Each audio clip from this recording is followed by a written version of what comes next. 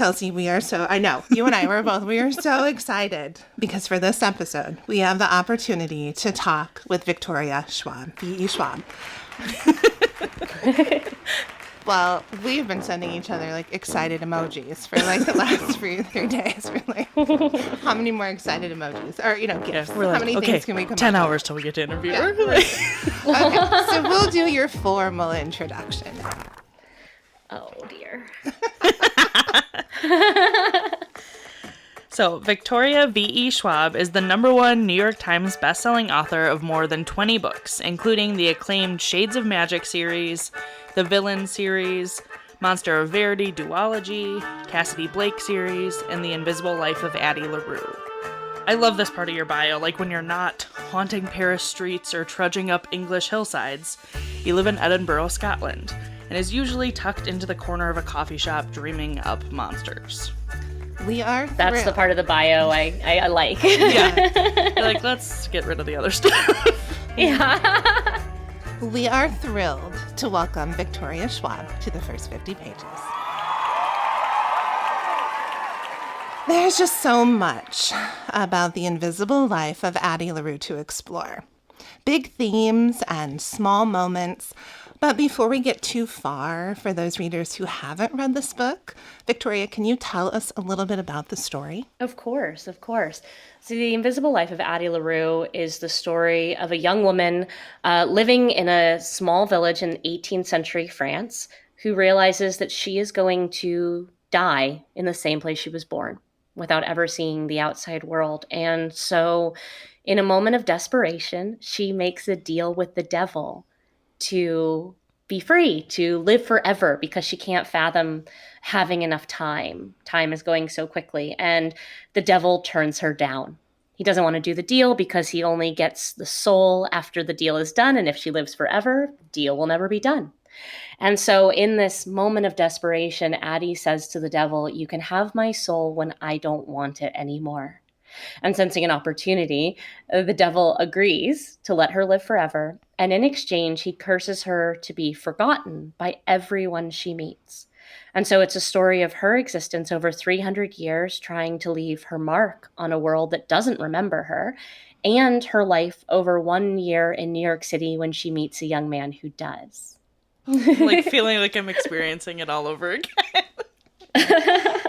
So this book is your 20th published novel, is that correct? Yes, And it is. took you 10 years to write.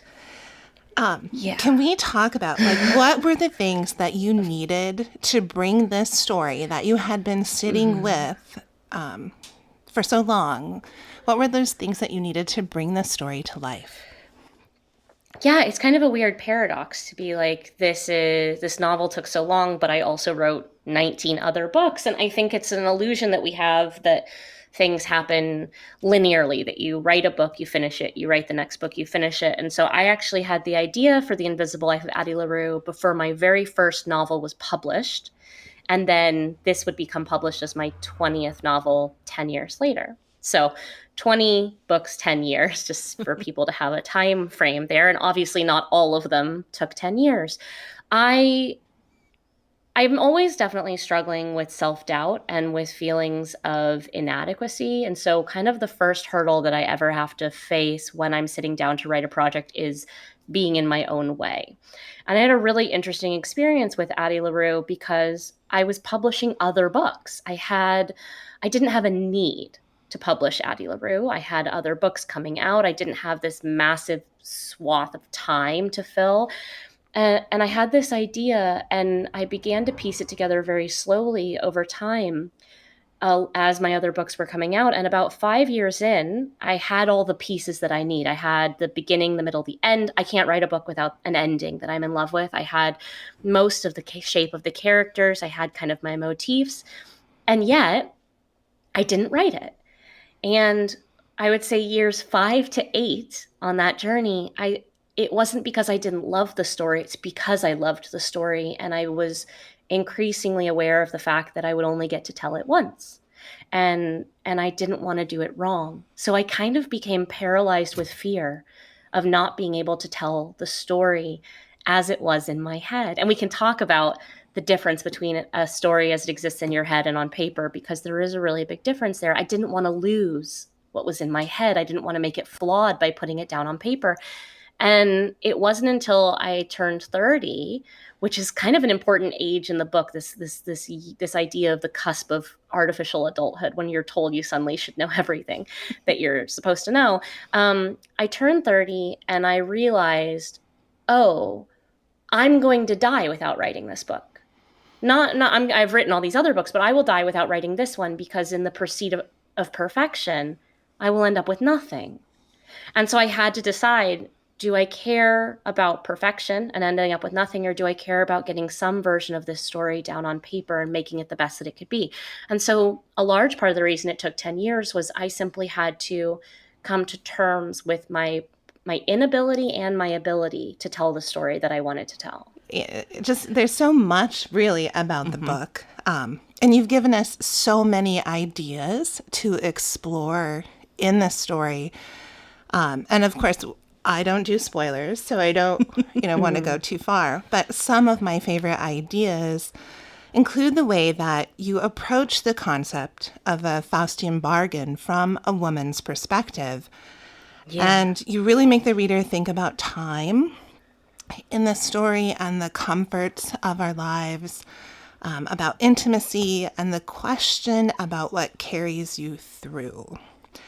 And I also really liked the way that you wrote about Addie and Henry's sexuality, the way that you incorporate what you have called a casual queerness to the story. Yeah.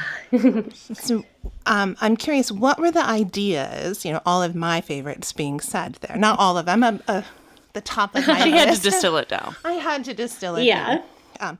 But what were the ideas that you had the most fun exploring while writing this book? That's such a great question. I mean, one of them is definitely the concept of this Faustian bargain. I've always wanted to write one, and I would read all of these Faustian bargains. They come up in immortality tales in general, Interview with the Vampire, and you look at these men who live forever, and they essentially get bored because they see everything there is to see, they do everything there is to do, go everywhere there is to go, screw everyone there is to screw, and then they exist in this existential ennui. And I just thought, the absolute luxury of moving through the world unencumbered, with kind of the agency and the power, is a narrative that you cannot mold against a woman's body. Because even if you live forever, you're still living in a world that perceives you in a very specific way with limitations. And so I was really curious, even without the curse side of it, how Addie was going to move through the world. And I specifically wanted her to present extremely feminine. I didn't want her to be able to simply don men's apparel and pass as a man for these centuries. In fact, she can't get away with it. She can only get away with it at night and from a distance. It doesn't work up close, because I was really intrigued by the different ways in which women already had their agency stripped away before you add a curse to it. So the Faustian element as crafted onto a female form was something that really interested me. Another thing that I was deeply excited by is the relationship between art and memory. Because I was thinking so much about, how do we leave a mark on the world? Well, obviously, as a writer, it's something that we think about a lot from a perspective of storytelling and what we leave behind. But I was also I think I'm fascinated by this idea. It's one of the quotes from the book, ideas are wilder than memories. But what constitutes inspiration? What constitutes an idea? And so even though, and I don't feel like this is a spoiler, this is just kind of one of the big motifs of the book, is even though Addie can't be herself remembered, she can be interpreted by artists and therefore inspire others. I mean, it's a muse narrative in that way. And I was really interested in what constitutes interpretation. The limitations of photography and film versus abstract and painting. And so one of the things that was so exciting for me from her perspective was to figure out how to leave a mark through art and have that be a kind of inheritance. And it's an inheritance that I think is also incredibly feminine, because it doesn't rely on ego. She's not the artist, she's the inspiration. So Addie herself never gets to take credit for anything. And that's something that the devil assumes will work to her disadvantage. He assumes that she will want glory because most of the people that the devil does deals with want glory, want to be remembered. He's convinced that that is all humans want. And so one of the ways Addie's able to undermine her entire relationship with the devil over the course of the book and is undermining the idea that we only exist for the sake of glory and not for the sake of existing itself. Yeah. I know. I was like, I'm just listening. I will say the third element that was really important, and the casual queerness is obviously huge for me, and I feel like could have its own category to talk about, just the sense that I didn't come out when I was in my teens. I don't really need a coming out narrative. What I need as a queer adult is a queer existence narrative, is a taking up space narrative, is a queer normalcy. And so it's really important to me in my stories that there's a sense of queer normalcy and queer space being held. But I think the third thing that was really important to me was Henry's character, because I really also wanted to explore mental health. And I specifically, Henry is designed as me. He's essentially my proxy in the narrative. I gave him a lot of my struggles and a lot of my philosophies about mental kind of anxiety attacks and depression as storms, as moving through things. And why I wanted to do that is because Addie LaRue is a relentless optimist.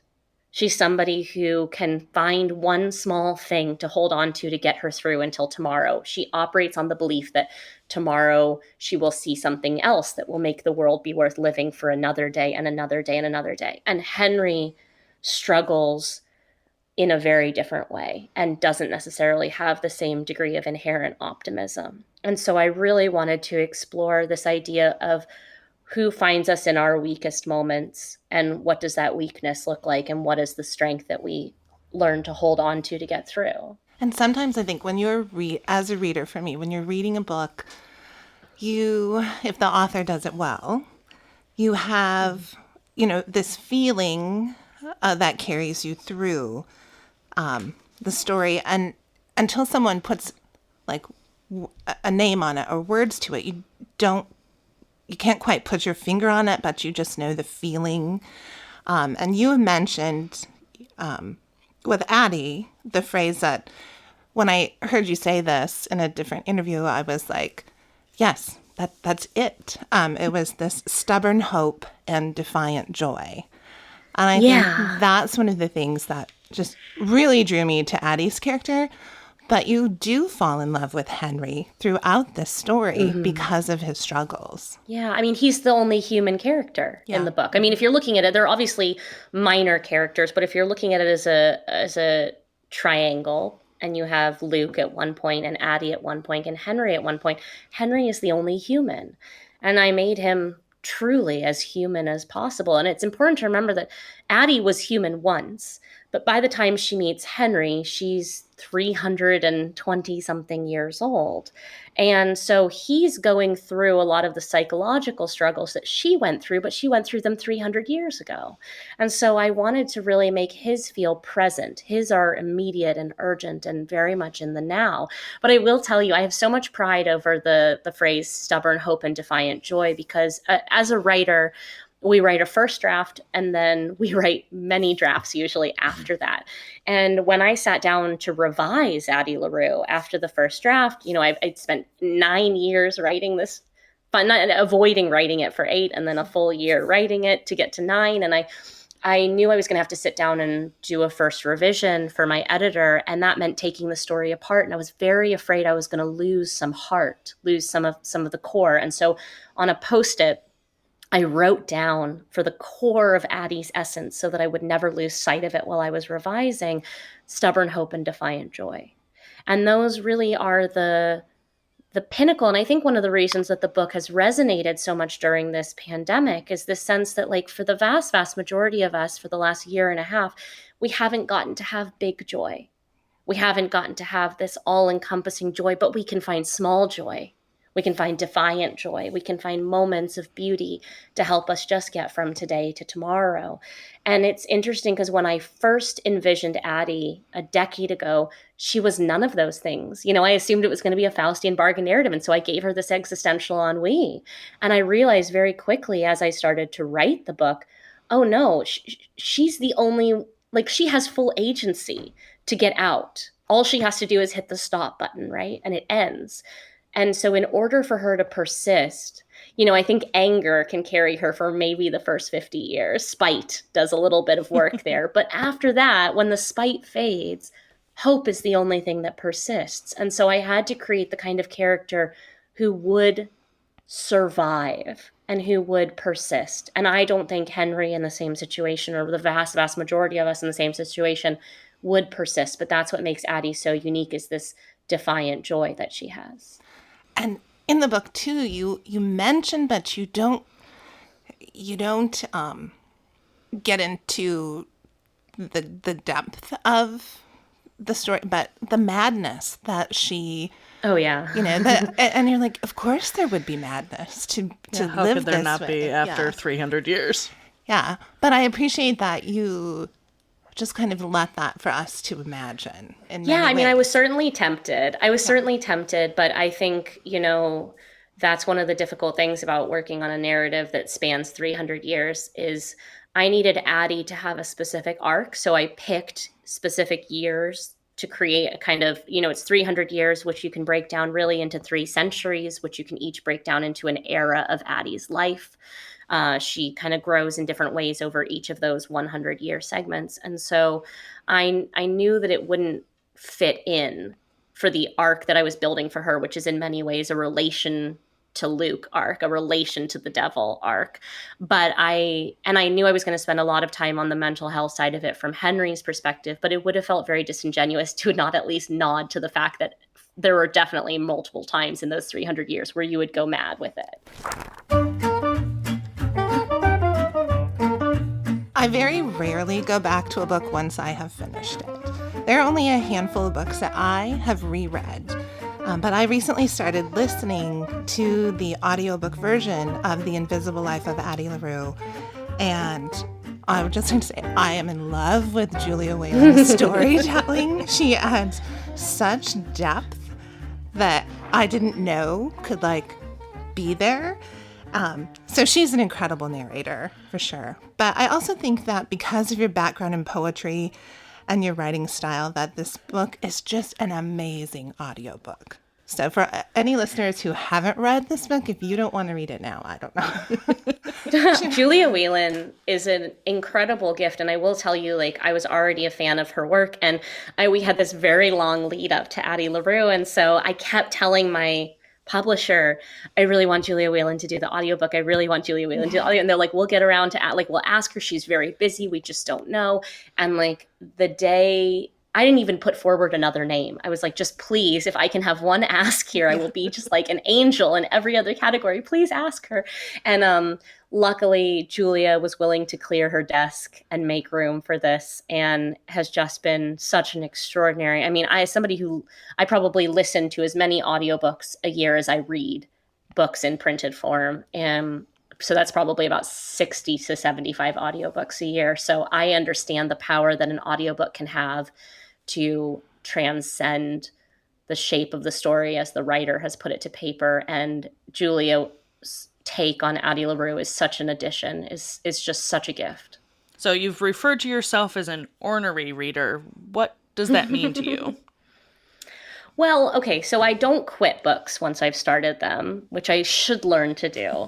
But I can't, because for me, even if something isn't working, it becomes kind of a craft exercise. I start looking at why it's not working. I try really hard, though, to never quit a book. It will take a lot for me. I set a goal for myself about 5 or 6 years ago to read 100 books a year.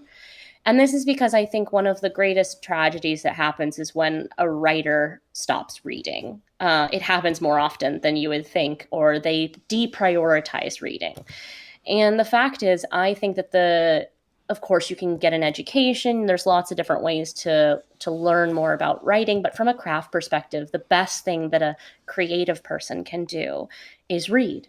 And not only read, but read broadly. Don't just read in the genre that you feel most comfortable, in the story type that you feel most comfortable. I try to make sure that I push myself. So for every book or two that I read that I'm confident I'm going to like because it ticks all of my boxes, I read something completely different.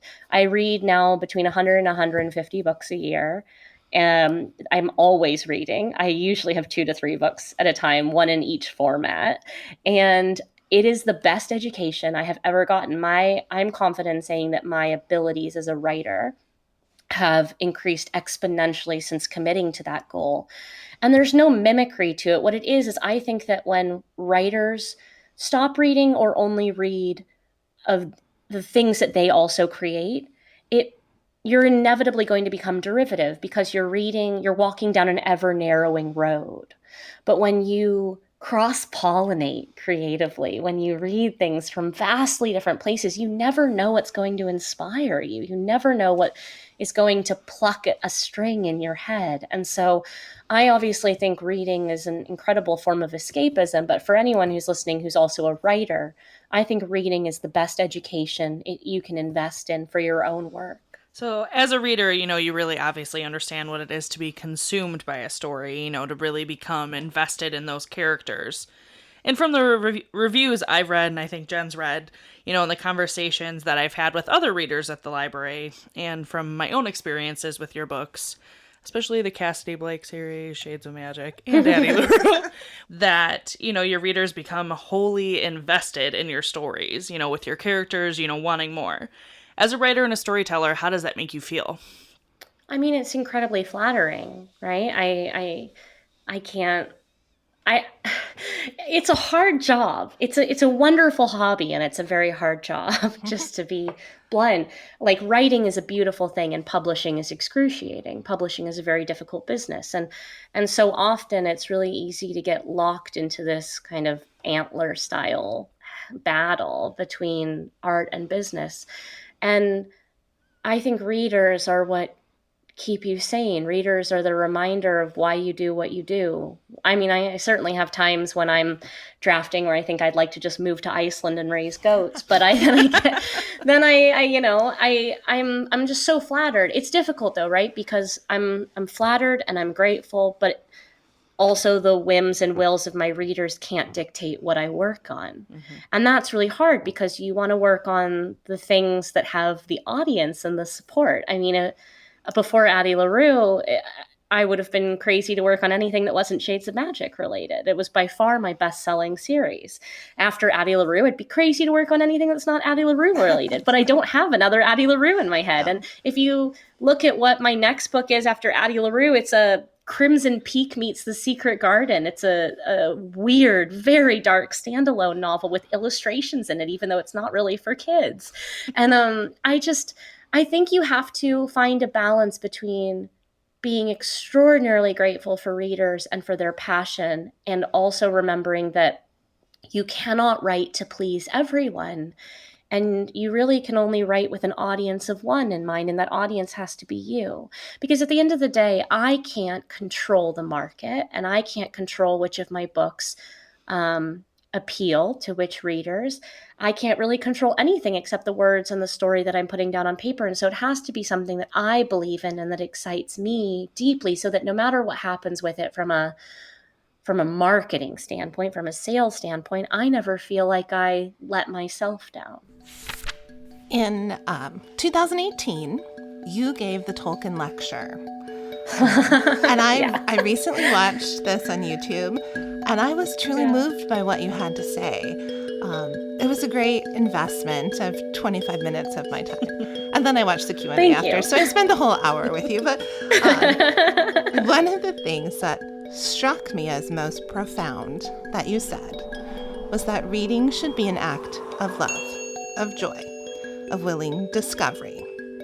When we force someone across the wrong literary threshold, we risk turning them away instead of ushering them through. And you were talking about doors. Can you talk a little bit about this and how this idea shapes your work? Of course. I mean, it's funny. I'm a YA author. I'm a middle grade author. I'm an adult fantasy author. And I guess with Addie LaRue, I'm an adult literary author. There's all these gates, all these thresholds. And I think so often we talk about those as the only doors. My Tolkien talk was called In Search of Doors. And it's about how, in the interest of gatekeeping, in the interest of creating these clubhouses and these boundaries where they don't really exist, they exist from a marketing standpoint, from a bookshelf standpoint in a store, we really do such a disservice to our potential readers. And I mean, this all came about, for anyone listening, why I'm laughing is because I was asked to give the Tolkien lecture, and I have never read Tolkien, and I don't really intend to. And I never told them. I did not tell them. I did not clear my lecture with them going in. And so I'm asked to give this very prestigious Tolkien lecture, and I stand up, and the entire front row is just teachers, just professors, like very white hair, like just like 60-year-old white men. Mm-hmm. And I start my lecture by saying, I have never read Tolkien. And the whole point with though is that I had been on a panel a couple years earlier. I was already a best-selling author. I was already well-known. And yet I'm on this panel of a conference of which I'm the guest of honor. I say this because of what I will say next, which is that I was on a panel and I admitted that I hadn't read Tolkien. And one of the other panelists turned to me and basically treated me as if I had no place calling myself a fantasy author. Why would I call myself a fantasy author if I hadn't read Tolkien? And I got into a conversation with him afterwards about, well, what makes me a valid author then? What is it? And it came down to the fact that for him, growing up, Tolkien had been his doorway into fantasy. And we got into a really interesting conversation about how, okay, we all have a door, but why are we prescribing what shape that door is? For me, that door was Harry Potter. For someone else, that door might have been Susan Cooper or Neil Gaiman. The fact is, there is a strange false sense of gatekeeping about what is valid in each of these categories. Who do you have to like? And I think, that's such a way to turn off potential readers. My fantasy series, Shades of Magic, is often considered as kind of a gateway to fantasy for people who don't think they like fantasy. And it's because I believe in accessibility when it comes to storytelling. And some people seem to believe that accessibility is a negative word when it comes to a category, that by being accessible, something is less than its purest form. And I just don't subscribe to that at all. I think what we have to always be doing is making sure that we foster a love of reading, not a love of reading specific things, not a love of dictating what is valid to be reading, but a love of reading, because you can usher them through the door. And then once they're in the room, you can say, have you read this? Have you read that? Like, you can encourage that level of exploration. But we do such a disservice when we prescribe what that door needs to be in the first place. I would literally like to give you a standing ovation for that. I wish that I could take a photograph of the faces of the front row of that lecture because it was stony. But I thank you. Just like take a picture and like put it up on your wall and be like, see? I know. There were not librarians in that audience. The librarians would have been giving you a standing ovation. Like whatever gets people to read, whatever they want to read.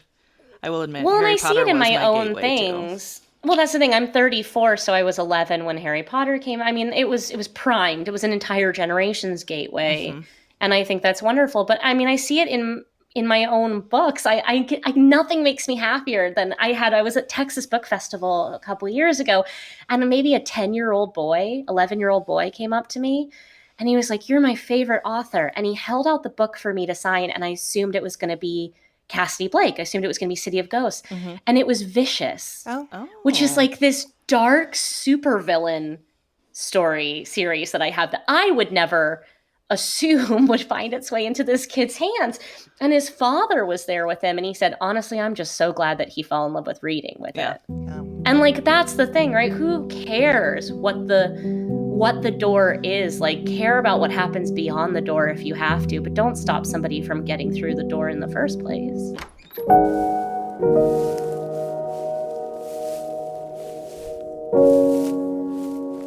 In what ways do you feel that writing in the fantasy genre allows you more freedom as an author? Ooh, that's so interesting, because I think, there's two ways to approach that question, right? Is that I get like on my like pedantic horse about like the difference between sci-fi and fantasy, and how like too many people assume that like sci-fi is the one with rules and fantasy it's anything you want, whereas fantasy has a huge number of rules as well. They're just folded into the world in a slightly more organic way. I love writing fantasy because it allows you to redefine the norms. So I always say it's really fascinating to me when you read a fantasy novel. They have, the entire wealth of options, and they've decided to make the world look exactly as it is here. The same power dynamics, the same hierarchies, the same everything. And what that tells me is usually that writer already sees themselves at the center of a narrative, their default state. And so I think it's much more interesting for fantasy to allow us the opportunity to redefine what those norms are. There will always be power dynamics. There will always be hierarchies, but we get to choose what that looks like. So I just think it's an incredible opportunity to take people who are so often put on the fringes of a narrative and recenter them, to take identities that are so often not given the space, to be the chosen one, and to really start breaking down those systems. I think fantasy is an incredibly subversive potential genre. And so I like it. I also like that I think we have this idea that fantasy and reality are completely disconnected things, when that's not at all the case. They're a Venn diagram, right? Fantasy and reality intersect and overlap. I think my favorite stories are the ones when fantasy folds itself directly into our world, because I grew up wanting the world to be stranger than it was. And so anytime, I think that's one of the reasons Neil Gaiman's work has always spoken to me so much, is because the reason Tolkien doesn't speak to me in many ways is because I will never be able to access that world except through the pages of that book. But I love the kind of story that makes me think I want to go out and go for a walk and find the door that's in my world. I love stories that take the fantastical element and they make it accessible from the world in which we already live. One other quote that I, of course, because I was taking notes during your Tolkien lecture, that really struck me. You said that when we make readers doubt their own reality, even a little, we grant them hope for a different one. And I thought, wow, it's just, and after having kind of listened to that lecture, I want to explore the fantasy genre more. Mm-hmm. But good. Because it's not, I have, as librarians, we try to read diversely and push ourselves to read things we normally wouldn't. I do abandon books, but there's a lot of good things out there. So it's okay for me to do that. But when I heard you say that, I was like, I want to explore this more. I'm so glad. Yeah. And of course, because we only have a couple minutes left, we have to ask, what's next? Oh, God. Well, okay. So my next novel, Gallant, comes out in March, and it's the one that's The Secret Garden meets Crimson Peak. I'm already so incredibly excited for it because it's very weird. And it's the kind of book I never would have gotten away with, I don't think, in publishing as a debut or as a baby author. And that's its own privilege, to be able to go as strange as I want and as dark as I want. I also have a TV show coming out called First Kill, which is it's about a teenage girl who happens to be a vampire, and she falls for a new girl at her school, and she decides that she's going to be her first kill. And when she goes to bite the new girl goes to stake her in the heart, and it turns out that her crush is a vampire hunter. And it's a super queer Buffy that's kind of like what I always wish I had as a teenager. I'm looking forward to that, for sure. That's going to be incredible. And then and then Shades of Magic. Yeah. I heard whispers that there's a film adaptation too in the works for The Invisible Life. Yes, for Addie. Ooh. Yes. I mean, this is the thing, is TV and film make books look fast, which is an extraordinary thing. TV and film takes forever. But yes, I am very, very excited. There is a film adaptation of The Invisible Life of Addie LaRue in the works. And cross your fingers and toes, everything seems to be moving forward exactly as it should. Well, we are definitely going to look forward to all of these upcoming creativity that you can give us. Thank you. It has really, personally speaking, and I don't want to speak for Kelsey, but But you can. It has been a delight and a pleasure as a reader to find your work, and it has been even more wonderful to be in conversation with you today. Thank you so much. And I will always remember Addie LaRue. Oh, thank you. Thank you. This has been wonderful. This has been so great. We're You going to are a ride this delight. high for like the next like Awesome. 5 years. Thank you. This has been such a delightful conversation.